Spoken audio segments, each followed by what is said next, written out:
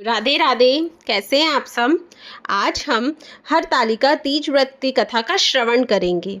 हरतालिका तीज का व्रत भादो मास की शुक्ल पक्ष की तीज को रखा जाता है। इस दिन महिलाएं अपने पति की लंबी उम्र के लिए व्रत रखती हैं और भगवान शिव पार्वती की पूजा करती हैं। चलिए कथा श्रवण करते हैं। श्री परम पावन भूमि कैलाश पर्वत पर विशाल वट वृक्ष के नीचे भगवान शिव और पार्वती सभी गणों सहित बागंबर पर विराजमान थे। बलवान वीरभद्र, भृंगी, शिरंगी और नंदी अपने अपने पैरों पर साथ शिव के दरबार की शोभा बढ़ा रहे थे। इस अवसर पर महारानी पार्वती ने भगवान शिव से दोनों हाथ जोड़कर प्रश्न किया कि हे महेश्वर, मेरे बड़े सौभाग्य हैं जो मैंने आप सरिके पति को वरण किया। क्या मैं जान सकती हूँ कि मैंने वह कौन सा पुण्य अर्जन किया? आप अंतर्यामी हैं, मुझ दासी पर वर्णन करने की कृपा करें। महारानी पार्वती की ऐसी प्रार्थना सुनने पर शंकर जी बोले, तुमने अति उत्तम पुण्य का संग्रह किया था जिससे मुझे प्राप्त किया है। वह अति गुप्त व्रत है, लेकिन मैं तुम्हें बताता हूँ। वह व्रत भादो मास के शुक्ल पक्ष की तीज के नाम से प्रसिद्ध है। यह व्रत ऐसा है, तारों में चंद्रमा, नवग्रहों में सूर्य, वर्णों में ब्राह्मण, देवताओं में गंगा, पुराणों में महाभारत, वेदों में साम, इंद्रियों में मन होता है, इतना श्रेष्ठ है। उन्होंने बताया कि जो तीज हस्त नक्षत्र के दिन पड़े तो वह बहुत पुण्यदायक मानी जाती है। ऐसा सुनकर पार्वती जी ने कहा कि मैंने कब और कैसे तीज व्रत किया था, विस्तार से सुनने की इच्छा है। इतना सुनते ही शंकर जी बोले, भाग्यवान उमा, भारतवर्ष के उत्तर में हिमाचल श्रेष्ठ पर्वत है, उसके राजा हिमाचल हैं। वही तुम भाग्यवती रानी मैना से पैदा हुई थी। तुमने बाल्यकाल से ही मेरी आराधना शुरू कर दी थी। कुछ उम्र बढ़ने पर तुमने सहेली के साथ जाकर हिमालय की गुफाओं में मुझे पाने के लिए तप किया था। तुमने गर्मी में बाहर चट्टानों में आसन लगाकर तप किया, बारिश में बाहर पानी में तप किया, सर्दी में पानी में खड़े होकर मेरे ध्यान में लगी रही।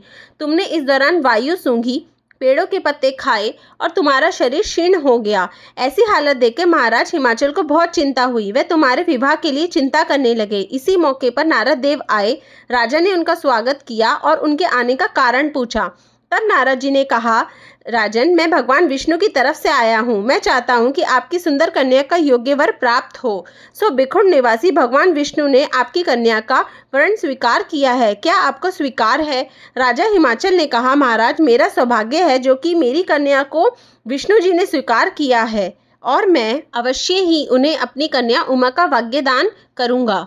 यह सुनिश्चित हो जाने पर नारद जी बेखुंड चले गए और भगवान विष्णु से उनके विवाह का पूर्ण होना सुनाया। यह सुनकर तुम्हें बहुत दुख हुआ और तुम अपनी सखी के पास पहुंचकर विलाप करने लगी। तुम्हारा विलाप देखकर सखी ने तुम्हारी इच्छा जानकर कहा, देवी, मैं तुम्हें ऐसी गुफा में तपस्या के लिए ले चलूंगी जहाँ महाराज हिमाचल भी ना पा सके।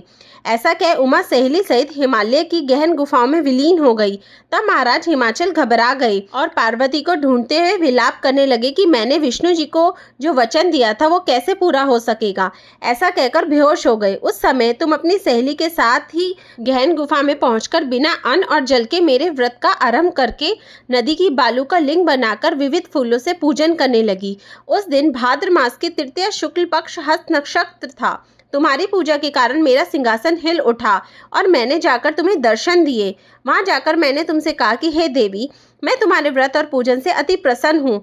तुम मुझसे अपनी इच्छा मांग सकती हो। ना सुन, तुमने लज्जित भाव से प्रार्थना की कि आप अंतर्यामी हैं, मेरे मन के भाव आपसे छिपे नहीं, आपको पति रूप में पाना चाहती हूँ। इतना सुनकर मैं तुम्हें ऐव मस्तु इच्छित पूर्ण वरदान देकर अंतर्धान हो गया। उसके बाद तुम बालू की मूर्ति विसर्जित करने नदी पर गई, जहाँ नदी तट पर तुम्हारे नगर निवासी हिमाचल के साथ मिल गए।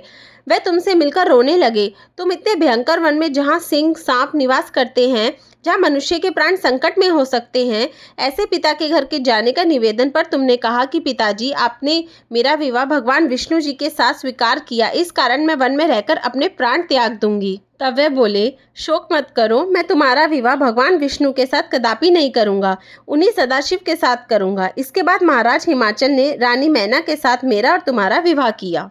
हरतालिका तीज व्रत की कथा समाप्त हुई। श्री पार्वती की जय।